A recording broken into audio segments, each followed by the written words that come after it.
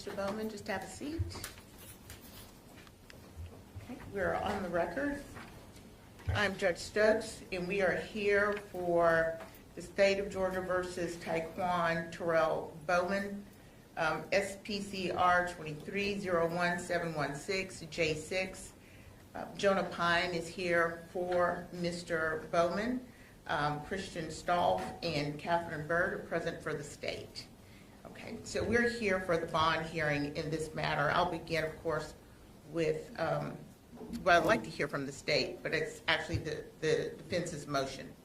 If the court would like to hear from the state, I can defer and let them start. Your Honor, it's the defense's motion. We'd ask to go after. Okay. Mr. Pine. Thank you, Your Honor.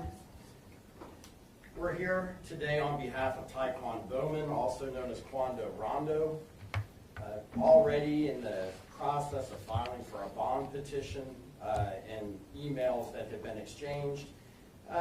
There was some concern and talk about, well, Mr. Bowman is a celebrity. We want to make sure that everybody gets equal treatment, and with that being the case, we're going to just track the code section 1761, and address each of the bond issues as the statute lays them out.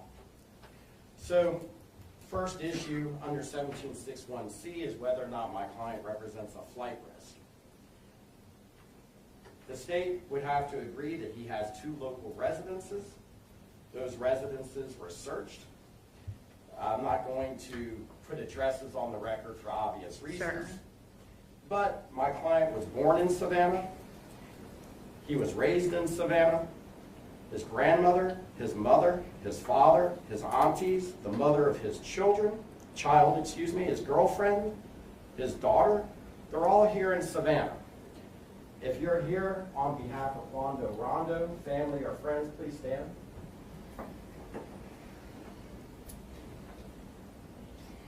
Thank you, y'all. Good to see you. So, Judge, part of the question is what are his ties to the community? My client is like a local hero. Born and raised here, done good, had a successful business. And what's more, when it comes to the flight risk issue, within days of confirming that there was a warrant issued, my client turned himself into the Chatham County Detention Center. I had a conversation with Mr. Stolf on Thursday to confirm that there was a warrant. A day later, at 11:30, we're at the Chatham County Detention Center. There is no better evidence that my client doesn't pose a flight risk. He walked right into the lion's den. Nobody forced him. He did it voluntarily, Judge. We would submit there is absolutely no issue here of his being a flight risk. Second issue is whether or not he is a significant threat or danger to any person, community, or property. We, of course, are going to submit that there's no evidence of him posing a threat to anybody. Now, we've got an indictment that he is seeking the bond on. Obviously, that's an allegation. My client stands before the court innocent. And so by that standard, we can't look at this allegation in the indictment and say that, well, based on this, he's a risk. They haven't proven that. They've just alleged it, and the court knows how little evidence it takes for that to happen. There's a question as to whether or not, and this is the third prong of the bond issues, whether or not he is a significant risk of committing any felony while on trial. And it is in this regard that a person's prior record becomes relevant. My client has 1 prior felony conviction. It was based on an incident that took place in August of 2016. So almost 7 years ago, he had the only felony that he's ever been accused of up until this time. And that particular case was a theft by receiving. He entered a plea to that 1 felony count on November the 17th of 2017. Could have used first offenders, and he didn't. We may seek to see if we can do it retroactively. But in the meantime, that is the only felony conviction that he has, and I'm going to point out, it's a theft by receiving. Standard for that crime is that he had a gun that he should have known was stolen. That's it. Based on that, I don't think anybody can submit that he's obviously a significant risk of committing a felony pending trial. Finally, there's a question as to whether or not he is at risk of intimidating witnesses or obstructing justice. Certainly, there's no evidence that that's ever happened in the past in any shape or form. Part of this allegation in the new indictment is that he's a gang leader, and as a gang leader, he can intimidate and threaten people, I suppose they could try and say. And I'll point out again, he's innocent unless he's been proven guilty. But if the state wants to use their allegation as a basis to try and argue that he is a danger or a threat, I'm going to ask that we take a close look at this indictment, what he is accused of here in this case. In the present indictment, Judge, we have a number of people who are accused. And who's listed as number one? Quando Rondo. It isn't because it's alphabetical order, because I'm looking at the list right now. I have a copy for the court, if the court would like to be able to look on as we're going through. I know it's in the record. You're going to go through each case? No, Judge. There are only 4 counts that apply to my client anyway, so we don't need to cover 49 counts. I was about to pull it up, but you can hand me the copy that you have. Thank you, Judge. Thank you, Mr. Wade. So here we have a 49-count conspiracy indictment. He's listed as number one. You would think that he would be all over this, but he isn't. So before you go further, Mr. Pine, Yes, what are Judge. the 4 points you're going to make? I'm pointing to the 4 counts that he's accused of as counts 1, 2, 3, and 4. All right. So starting with count 1. This is a conspiracy to violate the Georgia Controlled Substance Act. And the allegation here is that he conspired to distribute marijuana. We're not talking about a violent crime, but when they describe what the acts are that my client allegedly did towards the commission of this conspiracy, one of those is that he instructed somebody to negotiate marijuana prices for purchase, not for distribution. So even though it's a conspiracy to distribute, they're describing somebody trying to negotiate prices for a purchase. And I understand, Mr. Pine. I think the gist of what you're explaining is that these are nonviolent crimes. That is absolutely correct, Judge, but there's a bit more to it than that. And at any time, I'll shut up and move on if you need me to. Move on. Thank you. Everything in count 1 that's describing him, then again, is a purchase, not a distribution, an act towards a purchase. Count number 2, use of a communication facility, again, saying that it was to purchase marijuana. Count number 3, this is the crux of what we're dealing with. This is the street gang terrorism crime where he is alleged as being a leader of the Rolling 60s. Because that's the most significant, Judge, I'm going to circle right back to it. Count 4 is a conspiracy to violate the Controlled Substance Act. This is not distribution even. They're saying he conspired to buy hydrocodone. These are small potato offenses. This really all comes down to the gang violation. Now, Judge, that is count 3 of this 49-count indictment. When you take a look at this allegation, it winds up talking about how he issued directions, that these directives demonstrate that he's a gang leader, and they give you specific descriptions of what that was. The first one is that he directed people to keep guns out of any vehicle that he's in. Their criminal allegation is a statement of his legal status. He's not allowed to be in a car with a gun. And yet they're saying that by saying that, he's demonstrating that he's a gang leader. The next statement is he directed people to provide him with guns, which is a bit contradictory. In one instance, he's saying, keep guns away from me, I can't have them near me. Next, they turn around, they say he's trying to get guns. Mr. Pine, Yes, Judge, I'm moving on. how many more? That's it. That's it as to the indictment, Judge. All right. So, we know that this gang allegation is the crux of what this case is about as far as the state conspiracy goes. And Judge, by any typical standard, given his record, given the nonviolent nature of these allegations, I think that the court would ordinarily, and I think just about any judge would be inclined to grant bond. But the state is going to wind up arguing for a high bond if a bond is granted. Objection, Your Honor. Mr. Pine doesn't know what the state's going to be arguing, and I prefer him not to say what. That's true. Thank you. Sure. They may also... Don't state what you expect the state to say. Sure, and they may also want to ask the court to consider a leg monitor. Let the state present what the state is going to present. That's fine. And if you need to come back and make statements about what the state is presenting, I will allow you a brief opportunity to do that. Thank you. But Judge, we're basically asking this court to grant an OR bond. That is a pretty extreme request. And in order for me to demonstrate why we think that's appropriate, I need to talk to you about what happened the last time the government accused my client of a gang terrorist violation. We're not I'm going going to object. to. We're not going There's to. nothing to do with the elements of the bond hearing that we're here for today. He's trying to pollute the pool. Judge, The objection is sustained. I understand. Given that, Judge, I'm going to ask the court to take a look. Frankly, my first exhibit is all a record of his previous case. I already had it labeled as Exhibit A. That labeling, of course, won't be appropriate if we don't introduce it, No. but No, there's no need for that to be introduced. that's fine, Judge. At this point, then, I'd like to introduce a letter from his employer. I've already provided a copy to the state. It's my understanding they have no objection. I'd like to tender this letter. Amen. Thank you.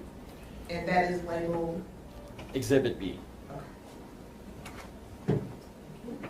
Your Honor, my client is a recording artist, an entertainer, signed to Atlantic Records.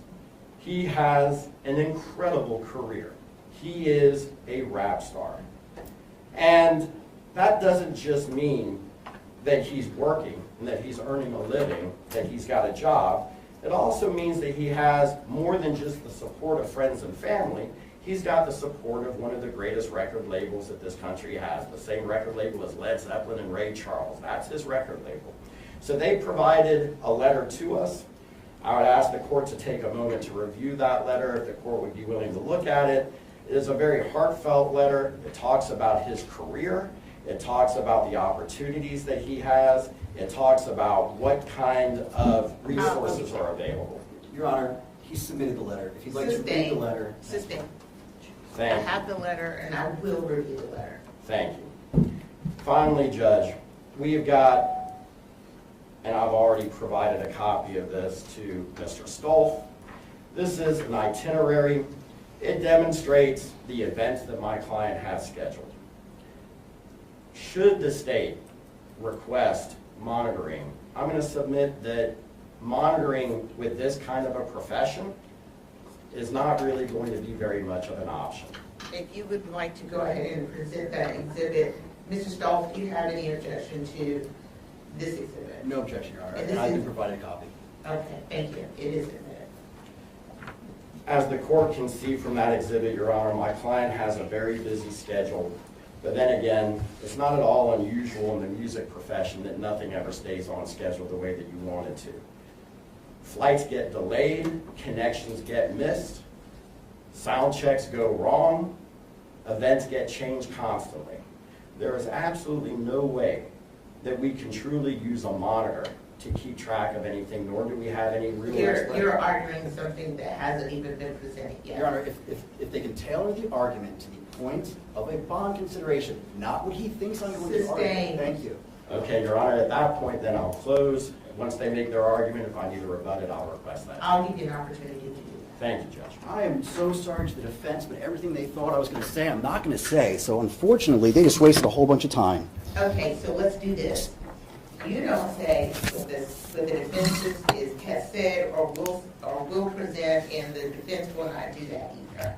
Well, the state is not asking for an ankle monitor. Okay? The state is asking that you deny bond. Let's go over the risks, because that is what we're here for, the risks. We're going to talk about flight risk. Mr. Pine said, local hero. He's a local hero. He might be an artist, but he's also a gang member.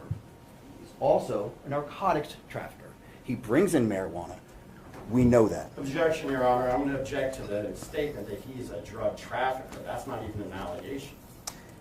He distributes narcotics. Be careful how you characterize. There has been an indictment returned. The indictment is not proof of anything. It states the allegations, and we are here to determine whether or not he's a risk to have a bond set. Yes. And the defense is making the argument that he's a local hero, that he is not a flight risk. He is a flight risk, Your Honor. He's very good at multitasking. While being a performing artist with all these obligations, he's been able to be an active member in the gang, which has been alleged in the indictment. As alleged in the indictment, he's also been able to multitask and bring marijuana and hydrocodone into Chatham County. That's a fact. He said within days he turned himself in. On Thursday, he was notified, and I spoke with Mr. Pine, and he said it. He didn't turn himself in until Friday. The defense wants a pat on the back that he turned himself in.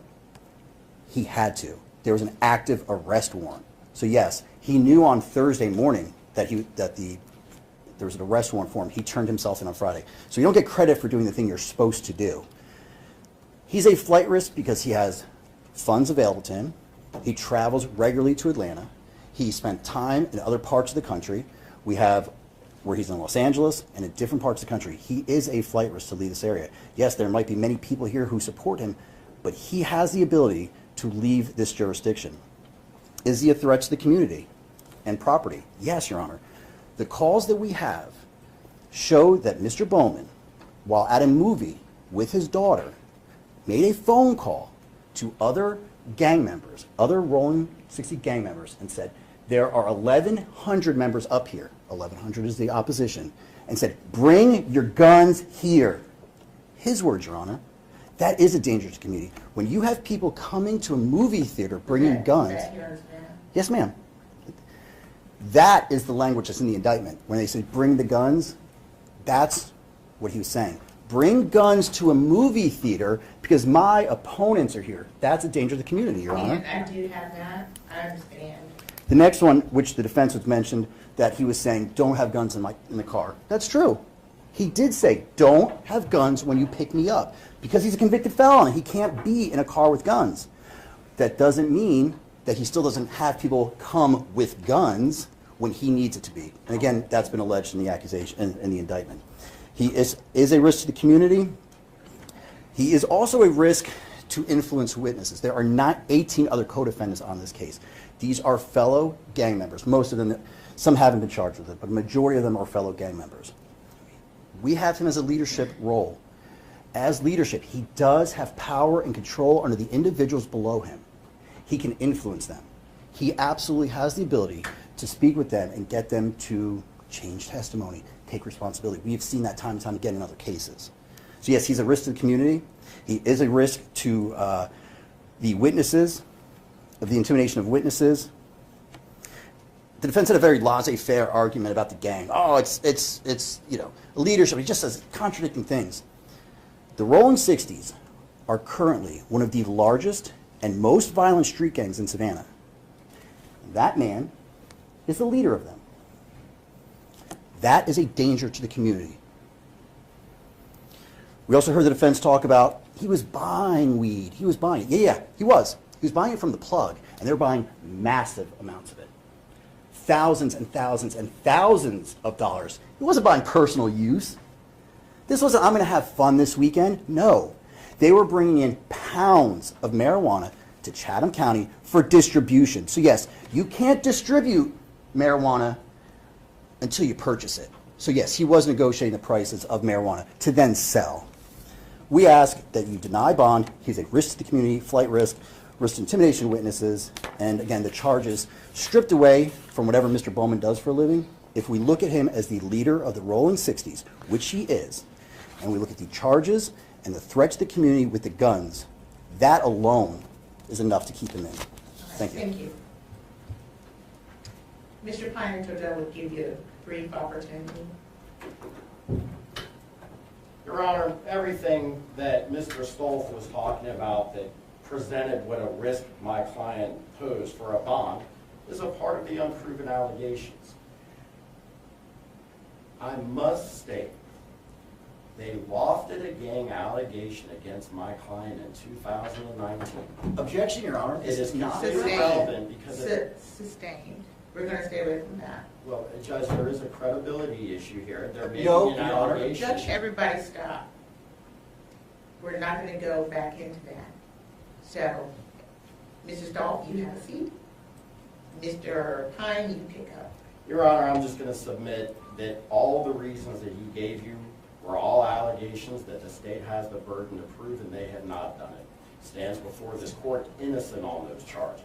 They haven't presented evidence, they presented argument, and they have to talk about what they think they're going to be able to show later because they don't have anything from my client's past to demonstrate it. We're going to treat Mr. Bowman like we treat everybody else. He gets out. He gets out on a reasonable bond. He is not going to require any monitor, in our opinion, nor would I think that monitoring is really going to be even effective in this kind of a situation. Given the circumstances and given the nature of these new charges, all of which are nonviolent, I'm going to ask the court to set a reasonable bond, and I'm going to ask that it be set as low as the court is willing to go. All right, thank you very much. I am going to review the exhibits that you presented. I'm going to review the arguments that both of you have made along with the indictment. I'm not going to rule now. I'm going to take it under advisement. All right, thank you. Thank you, Your Honor. Thank you, Your Honor. Thank you, everybody.